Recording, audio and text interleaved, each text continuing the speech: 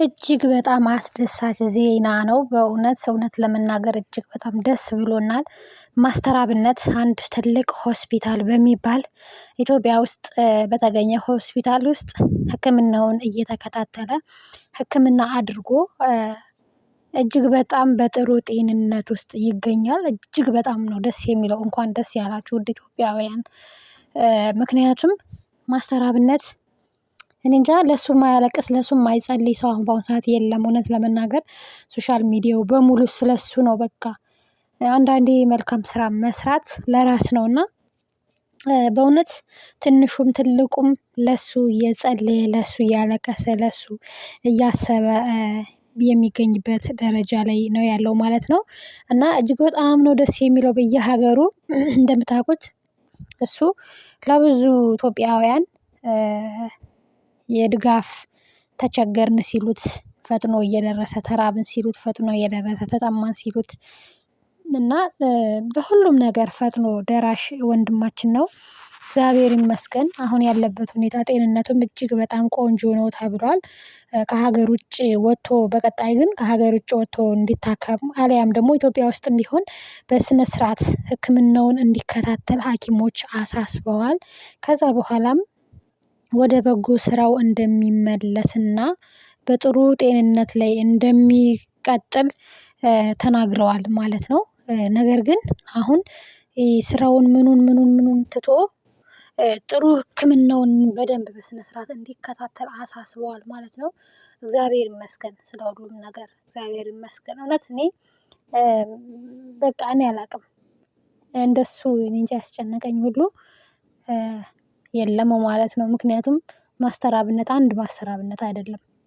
በቃ ሙሉ ኢትዮጵያዊን እኔ እንጃ እኔ ቃል የለኝም ይሄ ልጅ ለመግለጽ ማለት ነው። እና እሱ ብቻ አይደለም እሱ ታመመ ማለት እሱ ብቻ አይደለም የሚታመም ሞላ ኢትዮጵያ ነው የሚታመመው። ምክንያቱም የድሆች አባት ነው። እና ለሱ ያላዘነ ለሱ ያላለቀሰ ለሱ ያልጸለየ ሰው የለም።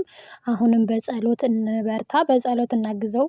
እግዚአብሔር አምላክ እንደኛ ኃጢአት ሳይሆን እንደ ቸርነቱ እንደ ምህረቱ ጸሎታችንን ሰምቶ ወንድማችንን ጨርሶ እንዲምርልን ሁላችሁም በየእምነታችሁ በያላችሁበት ጸሎታችሁ አይለየው ማለት ነው። እግዚአብሔር ይመስገን። ማስተር አብነትን የምትወዱ ሁሉ እንኳን ደስ ያላችሁ። በቃ እኔ በጣም ነው ደስ ያለኝ ማለት ነው። በቃ ማለት ይሄን እንደዚህ እንኳን ተስፋ ሰጪ እንኳን ነገር ስለሰማን እግዚአብሔር ይመስገን። በቃ ተስፋ ሰጪ ሕክምና እንኳን ተደርጎለት በጣም ደህና ነው።